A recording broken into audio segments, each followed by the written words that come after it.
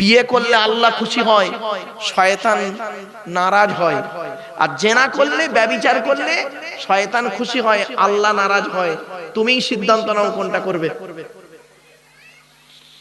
ব্যভিচারকারী নারী হোক আর পুরুষ হোক, তাকে 100 গা বেত মারা হবে অবিবাহিত হলে। আর বিবাহিত হলে, 2 ছেলের মা 4 ছেলের বাপের সঙ্গে জেনা করছে, পরকিয়া, তার শাস্তি কি শুনবেন? তার শাস্তি হলো কোমর পর্যন্ত পুঁতে দিয়ে দুধ থেকে পাথর মারতে মারতে মেরে ভালো। কোথায় আছেন আপনি? আপনি ভাবলেন কি ব্যভিচার করে বসে আছেন? আপনি বুড়ো বয়সে হজ করে এসেছেন বলে কি সব মাফ হয়ে গেল না?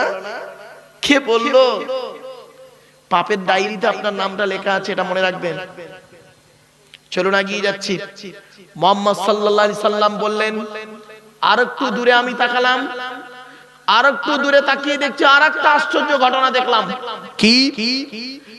ফেরেশতারা করেছে কি, কিছু মানুষের জিভগুলো টেনে ধরে আগুনের কাঁচি দিয়ে কাটছে। তারা খুব চিৎকার করছে।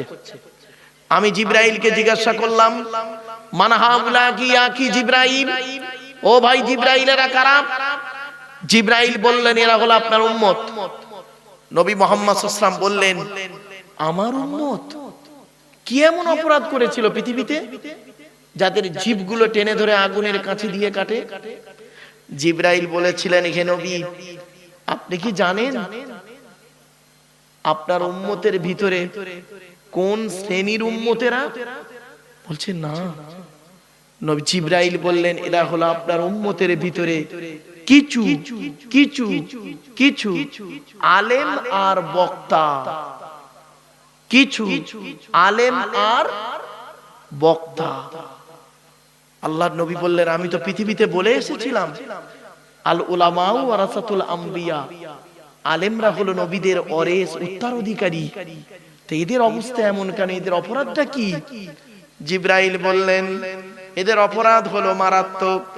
এরা লোককে বড় বড় ভালো ভালো কথা বলতো।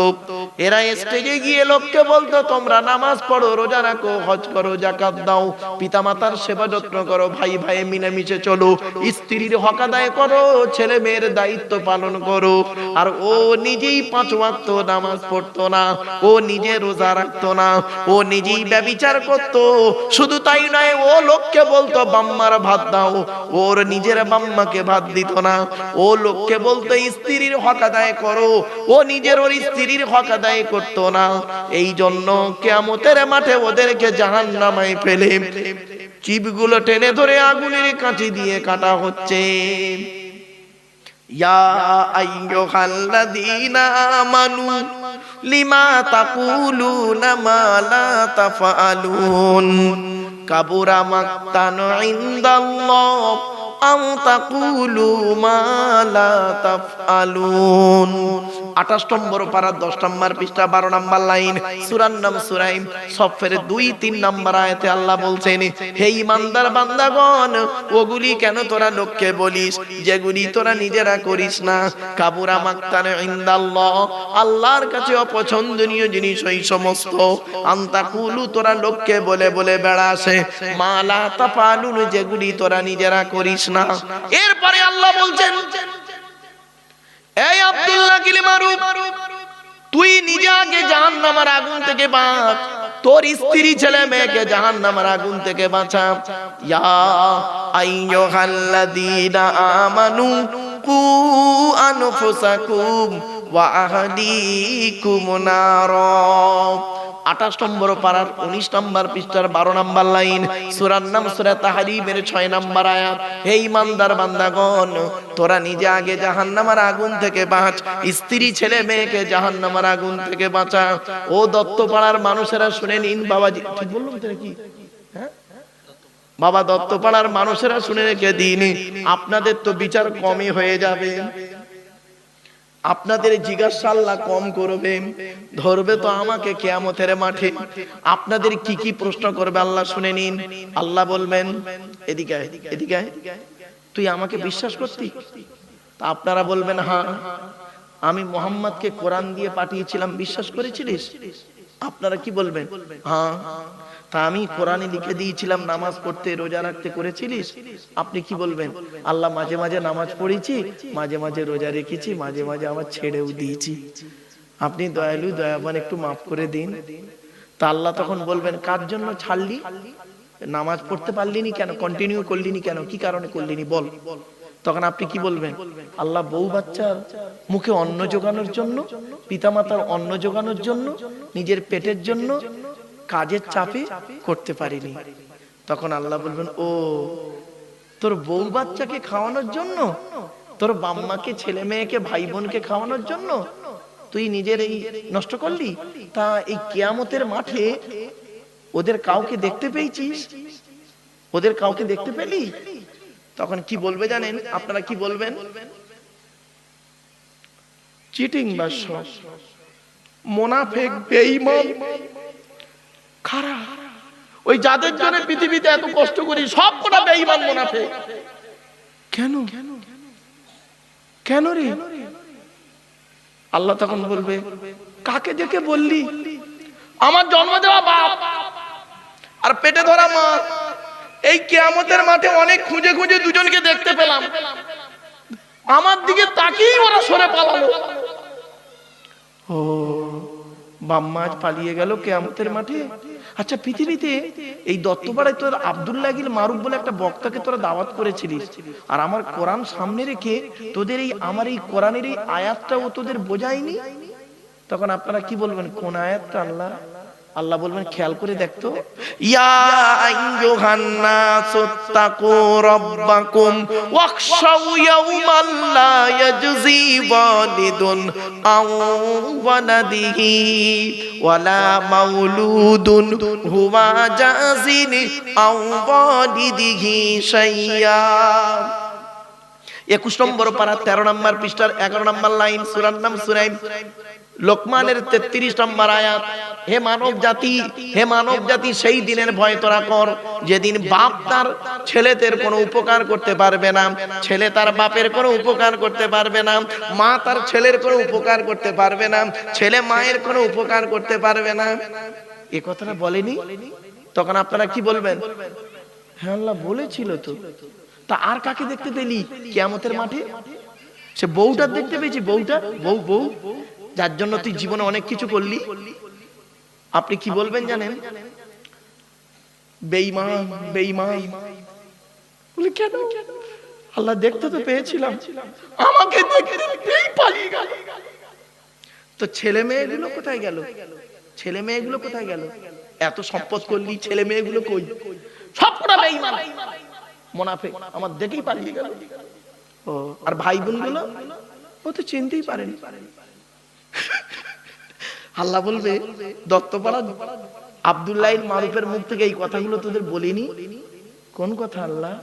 আয়াতটা শুনুন, ইয়াউমা ইয়াফিরুল মারউ মিন আখিহি ওয়া উম্মিহি ওয়া আবিহি ওয়া সাহিবাতিহি ওয়া বানিহি লিকুল্লি মিরইম মিনহুম ইয়াউমা ইযিন শাআনুন ইউগনি।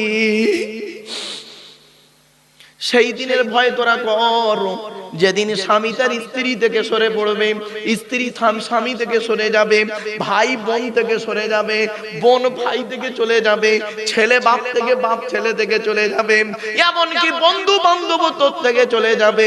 প্রত্যেকেই বলবে আল্লাহ আমার কি হবে, আমার কি হবে। এ কথাটা বলেনি? তখন আপনারা কি বলবেন? হ্যাঁ বলেছিল, বলেছিল তো।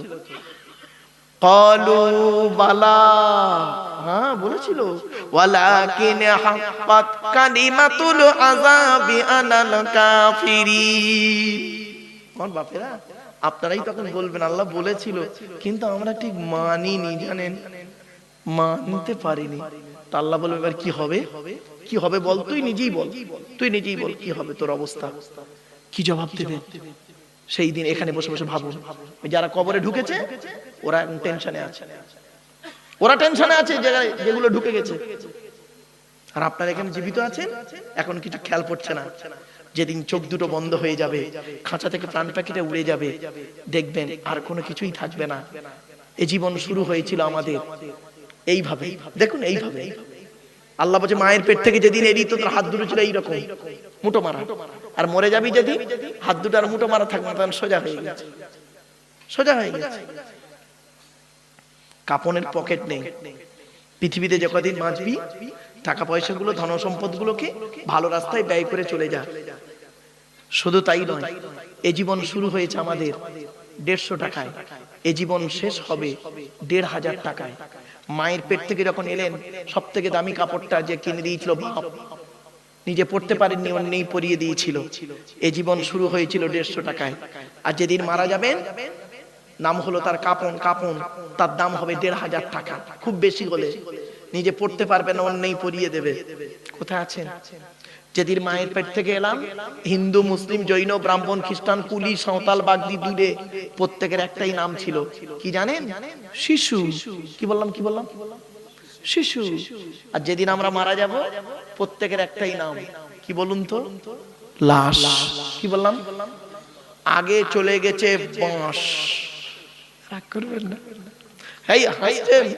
বাঁশ দুই রকমের হয়, একটা বাঁশ যায় চাপা দেবার জন্য, আর একটা বাঁশ যায় পেটাই দেবার জন্য। বাবা, শ্মশানে কোনোদিন মরা পড়ানো দেখেছেন? বাড়িতে গিয়ে ভাববেন। কবরে দেখেছেন? দুটো বাঁশ, দুই রকমের বাঁশ, একই জিনিস, দুটো কাজে ব্যবহার হয়। কোথায় আছেন আপনি? মায়ের পেট থেকে যখন আমরা এলাম, আমাদের আসার রাস্তা হলো একটা, বাপের পৃষ্ঠ হতে, মায়ের পেটে থেকে, ঠিক না বেঠিক? যাওয়ার রাস্তা কিন্তু আলাদা। কেউ যায় শ্মশানে, কেউ যায় কবরে, কেউ যায় গর্তে। বাড়ি থেকে ভাববেন। কেউ আবার বাঘের পেটে, হাঙরের পেটে হয়ে গেল। এখানে বসে বসে ভাবুন, এখানে বসে বসে ভাবুন। ভাবার নাম ওয়াজ, শুনে বুঝে প্র্যাকটিক্যাল করুন। চলুন এগিয়ে যাচ্ছি, সোনার লোকের অভাব রে বাপ, চলুন এগিয়ে যাই। এবার আসছি, আল্লাহর নবী মেরাজে এইগুলো দেখলেন। আপনাকে প্রশ্ন করতে হবে, জবাব দিতে হবে আপনাদেরকে। এখানে যত হিন্দু মুসলিম প্রত্যেকেই আপনারা দাঁড়িয়ে বসে আছেন, প্রত্যেকের জবাব দিতে হবে, কিন্তু 10টা প্রশ্নের উত্তর দিতেই হবে। 10 রকম প্রশ্নের উত্তর দিতেই হবে পুরুষদেরকে। এই 10 রকম প্রশ্ন পুরুষদের হবে, এর উল্টো হবে নারীদের। কি কি? 1 নাম্বার, কিয়ামতের মাঠে আল্লাহ বলবেন, এই এদিকে আয়, স্বামী হিসাবে কতটা দায়িত্ব পালন করেছিস? এখানে যত স্বামী আছেন বাড়িতে গিয়ে ভাববেন স্ত্রীর কতটা দায়িত্ব পালন করেছেন। 2 নাম্বার, পিতা হিসাবে কতটা দায়িত্ব পালন করেছিস? এখানে যারা বাপ হয়েছেন, জন্ম দেওয়া ছেলে মেয়ে জন্ম দিয়েছেন, কতটা দায়িত্ব পালন করেছেন বাড়ি থেকে ভাববেন। 3 নাম্বার, ভাই হিসাবে কতটা দায়িত্ব পালন করেছিস? বোনের ফারাই যে অংশগুলো দিয়েছিলিস। 4 নাম্বার, ছেলে হিসাবে কতটা দায়িত্ব পালন করেছেন? পিতামাতার হক আদায় করেছেন? আগে ভালো ছেলে হন, পরে ভালো জামাই হবেন। আমরা এখানে যা আছি ভালো জামাই হতে পেরেছি, ভালো ছেলে হতে পারিনি। আমার শ্বশুর আমাকে বলে আমার জামাই খুব ভালো, আমার শাশুড়ি আমাকে বলে আমার জামাই খুব ভালো। আর আমার জন্ম দেওয়া বাপটা কি বলে জানেন? ও জন্ম দিয়ে পাপ করেছি। পেটে ধরা মাটা কি বলে শুনবেন? পেটে ধরে ভুল করেছি। কেন? কেন? বাড়ি থেকে ভাববেন। 75 বছরের বুড়ো বাপ, 75 বছরের বুড়ো বাপটা যদি 50 বছরের ছেলেটাকে একবার আব্বা বলে ডাকে, জানবেন 75 বছরের বুড়ো বাপের আব্বা ডাকটা হলো আল্লাহর রহমতের আরশে আজিমের ডাক। বাড়ি থেকে ভাববেন। 5 নাম্বার হলো চাচা হিসাবে কতটা দায়িত্ব পালন করেছেন? এখানে যদি চাচা বা কাকা বসে আছেন, বাপ মারা গেছে, চাচা বেঁচে আছে, ছোট ছোট ভাইপোদের সম্পত্তি নিজের নামে রেকর্ড করে নিয়ে বসে আছেন, তাই না? চলুন কবরে, ওই মাঠে দেখা হবে। 6 নাম্বার হলো খুব ইম্পর্টেন্ট, দুলা ভাই হিসাবে যারা আছেন। কি ভাই বলেন? দুলা ভাই বলেন না বোনাই বলেন? কোনটা? দুটা। এই বোনাইদের আর দুলা ভাইদের যে কি করবে আল্লাহ কিয়ামতের মাঠে, তোদের চ ওই মাঠে চ। শালির সঙ্গে খুব ইয়ারকি মারা না? শালির সঙ্গে খুব ইয়ারকি মেরেছিলে না? কিয়ামতের মাঠে তোমার মতো বোনাইকে জাহান্নামায় দেওয়া হবে। এই দুলা ভাই আর বোনাইয়ের সঙ্গে আরেক পিস আছে, সেই পিসটার নাম শুনুন, দেওর। কি বললাম? খাতারনাক জিনিস, খাতারনাক। আল্লাহ, এই মা বোনেরা শুনে নিন, আল্লাহর নবীর কাছে একদিন নারী জাতিরা এসেছে, এসে বলছে, হে নবী, পৃথিবীতে আমরা কাকে বেশি ভয় করব বলুন? আল্লাহর নবী বললেন, তোমরা মরণকে ভয় করো। এই কি দেওয়ান না ভাসুর কোনটা? এ পালাচ্ছে নাকি? আসবে, ও আসবে, ছেলে ভালো। আর কয়েক মিনিট বাপ একটু ধৈর্যের পরিচয় দিন। শোনেন, বাস্তব বলছি আপনাদেরকে, নবীজি বলেছেন দেওরকে